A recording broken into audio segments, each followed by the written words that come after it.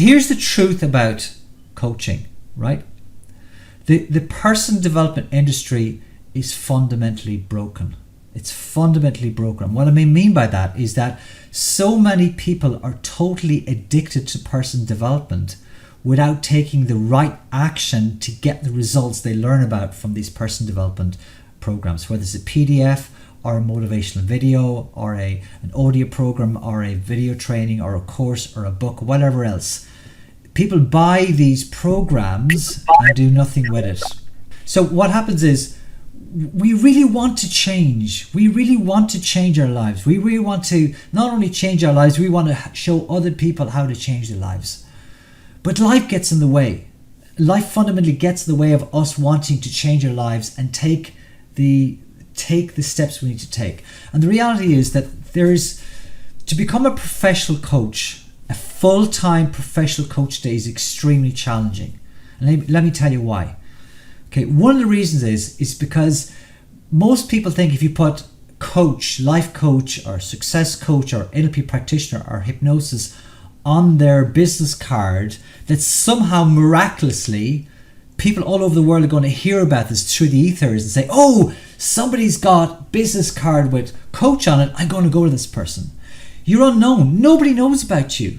Nobody knows that you're a coach. Nobody knows that you're brilliant at what you do. So people need to become aware of you. And that takes time. It takes time and it takes experience. It takes experience about marketing and positioning to become a successful coach. But it is possible. I personally believe that anybody can become a professional coach and make good money doing it. But not everybody can do it.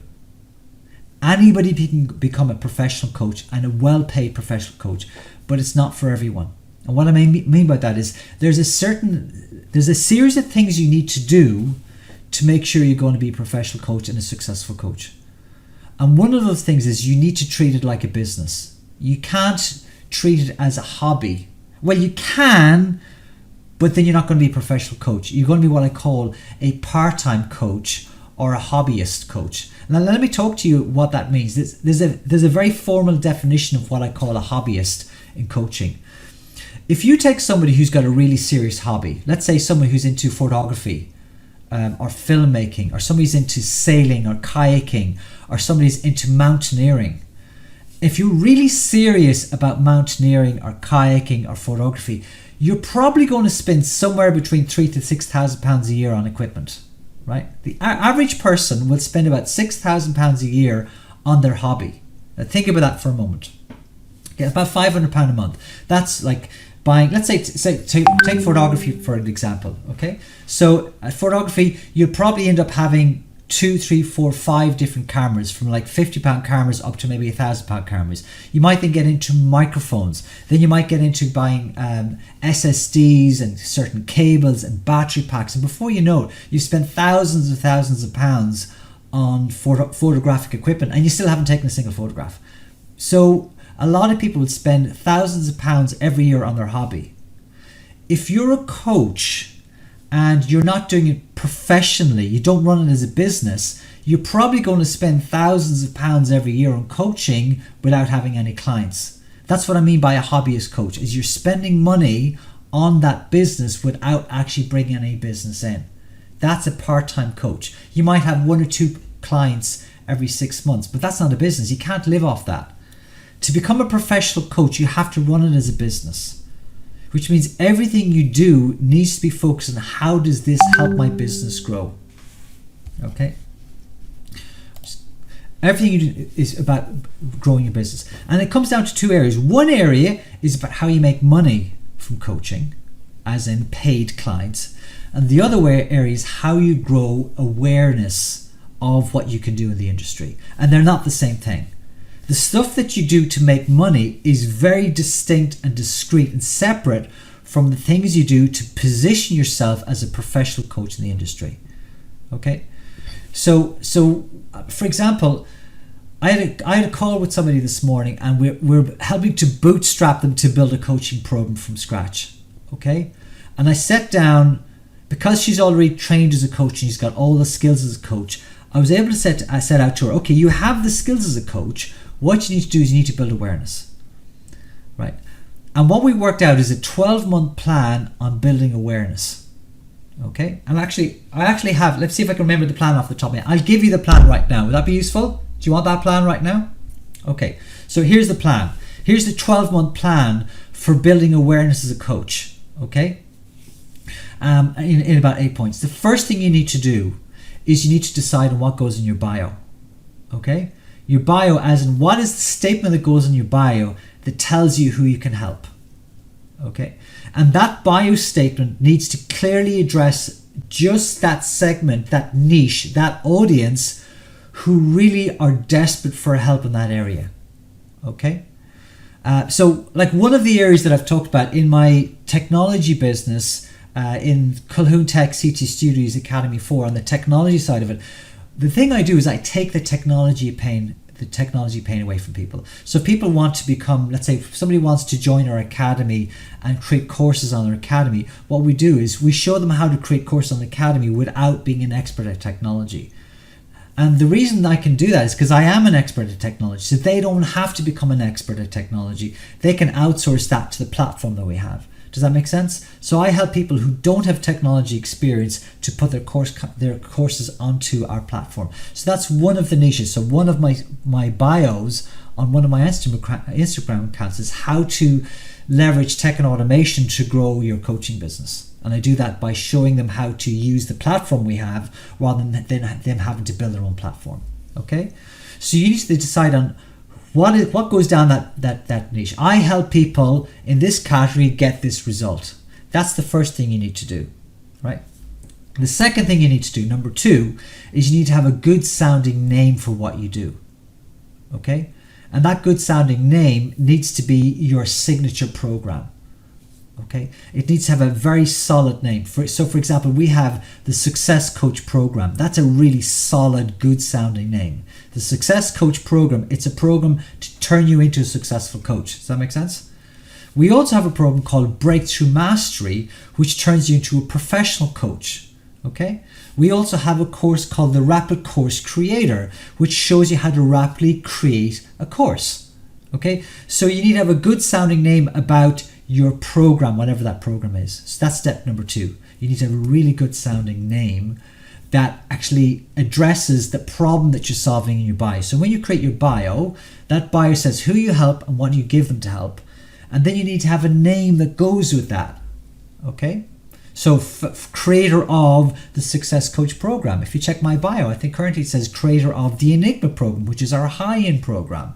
Okay, which is like a £10,000 program that most people will never get access to because they don't have the prerequisites. Does that make sense? It's a very exclusive program. Okay, so that's step number 2. Step number 3 is you need a brand. Okay, so you need a branded identity. Now, for some people, they say, I need a logo. It's not a logo you need, it's a brand identity.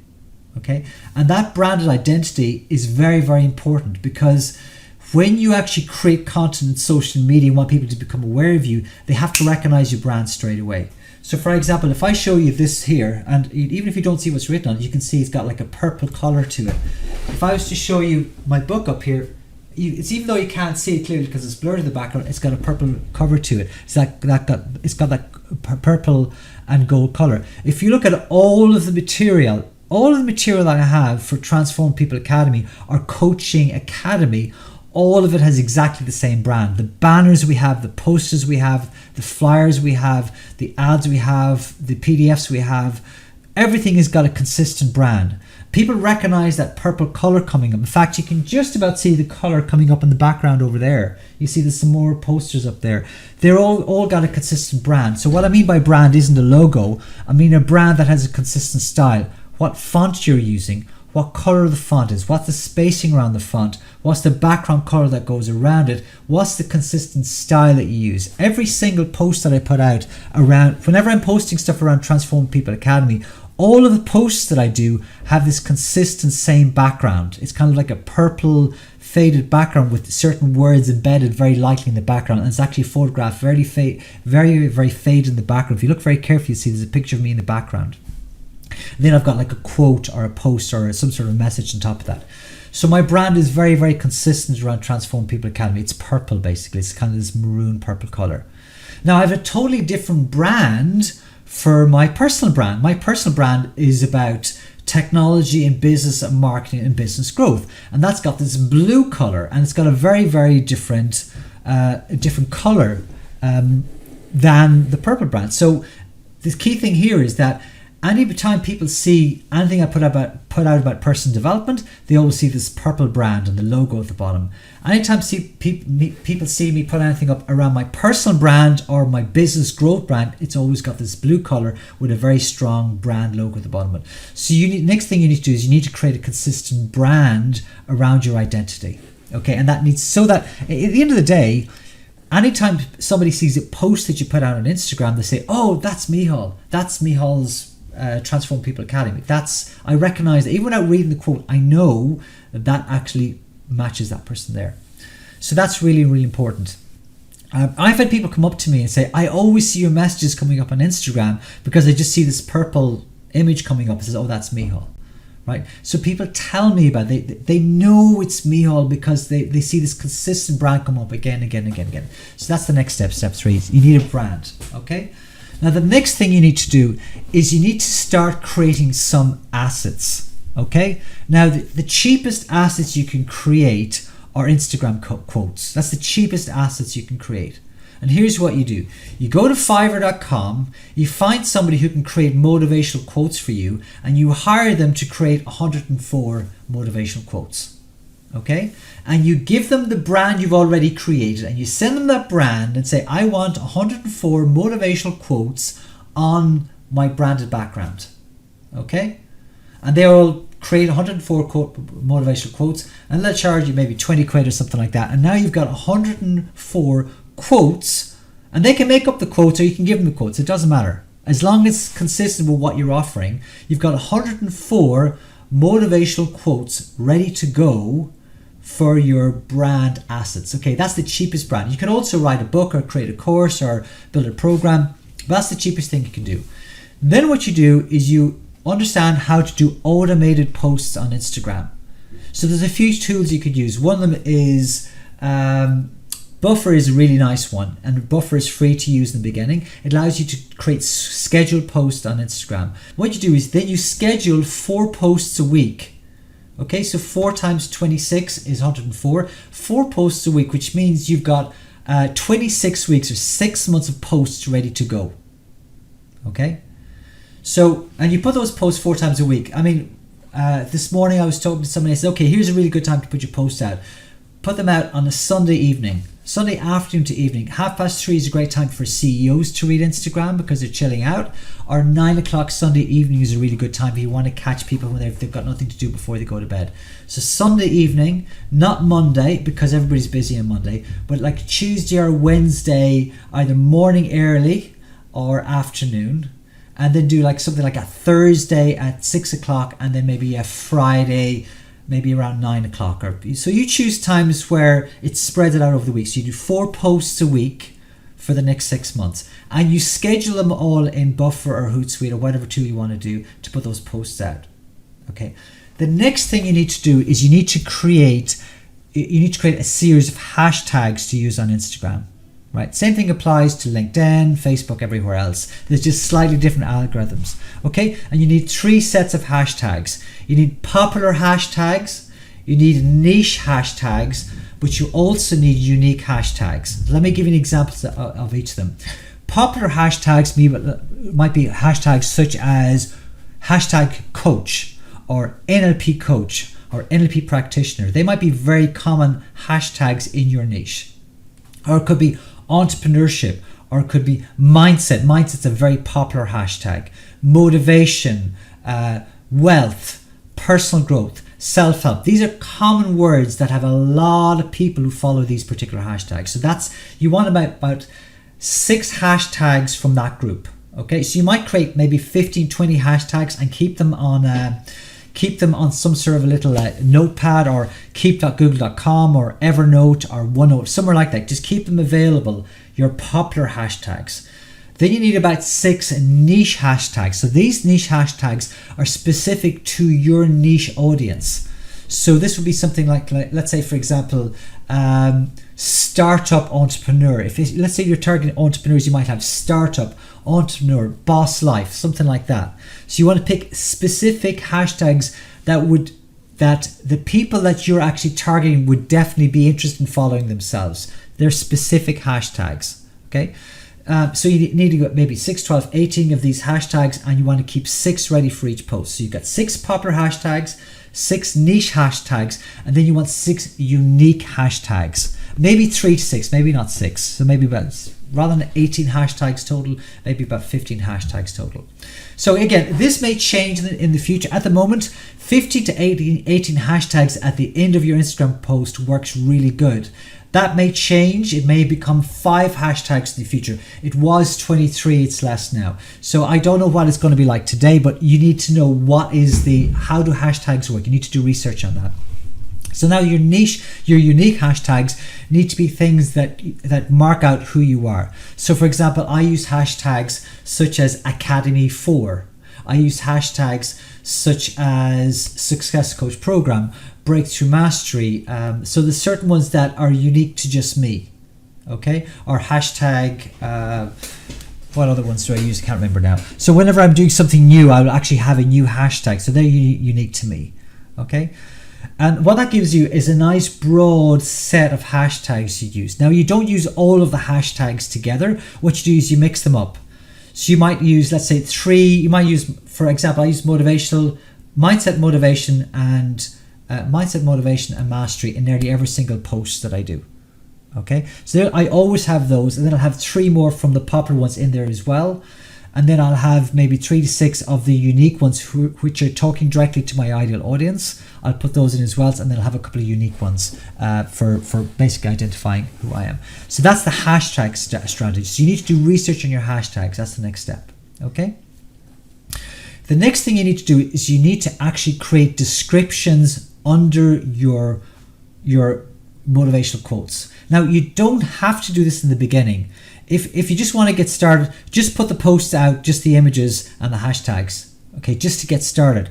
But what I strongly recommend you do is you learn how to use the FBIU model that I teach in our academy, and use the FBIU model to create epiphany stories. What I call epiphany stories are mind-changing stories, light bulb moments. So if you look back on a lot of the posts I've done on Instagram, I use this FBIU model again and again and again. And in fact, I've got clients directly from just these posts, because people read these stories and like, oh my God, I never realized that before. That's exactly what's going on in my life. And they message me, and then I end up doing a breakthrough with that person. So what you want to do is you want to create epiphany stories in your description. Okay. If you want to learn how to do epiphany stories, then join our program, and I'll teach you how to do that in the program. I'm not going to show you here because it takes way too long to teach you how to do that. Essentially what you want to do is you want to give stories that change people's beliefs. You want to give stories that give people new enlightened moments, new insights, new understanding, something that they never thought of before. And when you tie that to a motivational quote, it becomes really, really powerful. So now you've got your quote with your brand on it and your branded message. You've got a great motivational quote in there. You've got a description that is really enlightening and life-changing, and it gives people insights to your life. And you've got 6, 12, 50 to 18 hashtags at the bottom of it. Then what you want to do is you want to schedule all those posts and put them out 4 times a week at appropriate times, using some sort of tool like Buffer or Hootsuite or something like that. Okay. Once you've got all that done, then you put that into autopilot. Literally what you do is you just put that onto autopilot and you allow that to run. Okay, you might have to update your descriptions if you haven't got 104 descriptions. I find it takes me about 20 minutes to half an hour to write a description for one post. So you're probably not going to sit down and do 104 descriptions together. But you probably need to spend at least an hour a week doing that, and that's it. That's it done. That's your social media taken care of. Okay. Now that's your Instagram post, but there's other things as well, such as Instagram Reels, Instagram Stories, IGTV. Don't worry about that in the beginning. Okay. You need to build consistency about creating awareness that you exist, because at some stage someone's going to come across you and say, "Who is this guy? Who is this person?" And they'll check out your Instagram or your LinkedIn or whatever platform you choose. So that's what you do. You put that in place. Now the next thing what you'll do is when you post to these platforms, okay, you want to also send a message to your story on Instagram. Say, hey, new post. not just new motivation quote, new post. Share that with your story on Instagram, and you can probably even take that particular link and post it to Twitter, to LinkedIn, to Facebook, or whatever platforms you're using as well. And what you're doing is you're driving traffic to one place, which is the Instagram post. Okay, so that's the next thing you need to do. Now, every week then, what I would do is at the end of the week, I'd look at the 4 posts I put out that week, and let's see what's the best performing post. Okay, which one got the most likes? Now, just so you know, guys, when you start, you'll be getting 1 like, and that'll be yourself. Like your own posts as well, by the way. You'll probably get 1 like in the beginning. Maybe you might get 2 if you've got a friend who actually feels sorry for you and he puts a like there. You won't get anything in the beginning. That's fine. That's not the point of this. The point is to create consistent content around the area that you're addressing every single week. Now, what's the next step? The next step is you want to pick the top performing post from that week. If you're lucky, you might actually have something that gets a little bit of traction. You might get a few extra posts there. You can go beyond that if you've know a lot about video. You could actually create little short videos with quotes in them, like some of the ones you see me doing as well. You don't need that in the beginning because it's a waste of time. In the beginning, it's a waste of time creating video content because what you want to do is you just want to create a consistent set of awareness. Okay, so that's good. So the next step then is what you want to do is you want to do a boost post to your audience. Take the top performing post of that week and you want to boost that post for 7 days. Okay, and you want to boost it for £2.50, the minimum spend you can do, which works out about £2.50 a week, which is about £10 a month. It's literally pennies. It's the price of a cup of coffee a week. £2.50 a week. You want to boost that post to a very specific audience. Now, a little trick I want to share with you is to target one age group. So a lot of people say, my audience is 26 to 45 year olds. So pick one age. Is it 26? Is it 39? Is it 45? Pick that one age and target people of that age. So is it male or female? Are they married? Are they single? What age are they? And what are their interests? And create what's called a custom audience based on those particular people in a certain region of the world. Is it UK? Is it Northern Ireland? Is it Ireland? Is it US? Is it America? Is it Australia? Pick a region. Pick an age, a specific age, one age, right? And pick an interest. If you don't know how to do this, we have a fantastic program on our academy called the Facebook Ad Series, where I teach you all about how to set up campaigns and all that sort of stuff. And it's available at Academy 4. So it's www.four.academy. You can go down there, you can actually check out the program there, and you can purchase the Facebook Ad Series. It teaches you exactly how to set up those campaigns. It's not hard. It's just a bit of hand-holding there if people actually want to learn how to do it themselves. You run an ad targeting Instagram only, a boost post for £2.50 a week on the most popular post. And then what you do with that post is that you push that post out to that audience, to the people who need to see that message. And you do that for 6 months. And every week you pick the top performing post and you push that out as well. It's £10 a month. It's a tiny amount of investment. And what that starts to do, it starts to target people who should be seeing your content. And that will help you to generate a small amount of engagement, followers, likes, engagement on your post. And that's all you're doing for 6 months. At the end of 6 months, then what you do is you build a program, a signature program, and then you run a new ad on Facebook targeting people on Instagram who've interacted with anything you've put out in the last 6 months. Now, if you've done what I've asked you to do, you will have 104 pieces of content in the last 6 months. Okay, you will have hundreds, if not thousands, of engagements on those posts over the last 6 months, and you've sold nothing. You've just created awareness. Now what you need to do is you need to get people's attention by creating an irresistible offer of teaching them something really valuable. You've been giving away this stuff for free for 6 months. Teach them really valuable, which is part of your signature program. And you give them an invite to come into a webinar or to come into a video training or to get a low-cost product or a free lead magnet to learn more about what you do with people. And that's when you start turning your awareness into attention and then into action. And what you do then is you run an ad to get those people who've engaged with you, who've built know, like, and trust with you, to come learn more about what you've been doing. You bring them into a webinar, and then you teach them really good content in that webinar. And then at the end of the webinar, you invite them to work with you for an exclusive, for a very, very exclusive period of time. Maybe it's just 6 people, maybe it's just 2 people, maybe it's just 10 people, maybe it's just 1 person. You give an invite to certain people to work with you for a certain period of time. And that's how you build a professional coaching business. You have to build awareness of what makes you unique over 6 months and consistently. And then what you do is you reach out to all of those people together using something called retargeting. Again, you can learn more about it on the Facebook ad series. Retargeting all of those people together and invite them into a webinar and say, hey guys, I'm here going to show you some really cool stuff. I've never talked about Instagram before, and if you want to get access to this, come join the program. I'm going to teach you all about this, and at the end of this program, I'm going to invite you to come and join me if you actually want to get help from me directly. Okay, so that's how you build a professional coaching business. Now, the other type of coach that's out there is people who are pretending they're really successful, and they say, my rates are £10,000, my rates are £5,000, my rates are £1,000, and they've got crickets, they've got no clients whatsoever. And that's what you call a failed coach, someone who pretends they're successful but is all full of shit. And there's loads of people like that out there who stand beside like expensive cars, and they show themselves on holidays that they borrowed on the credit card to make themselves look great, and they don't have any clients, and they won't have any clients. Why? Because they're not creating any value. They're not helping anybody, and they're not getting results. So there you have it. That's the whole lot together. You've got part-time coaches who are basically spending money and not necessarily getting any business. You've got professional coaches who are treating like a business. And finally, you've got failed coaches, which are people who are pretending they're successful and they don't have any clients at all. So guys, I hope you found value from this short little piece today. I promise you, if you follow this program, if you follow this simple path, you will build awareness. People will get to know you. They will reach out to you. They will message you, and you will be able to help those people. But you got to start building awareness first. You can't just expect people to come to you.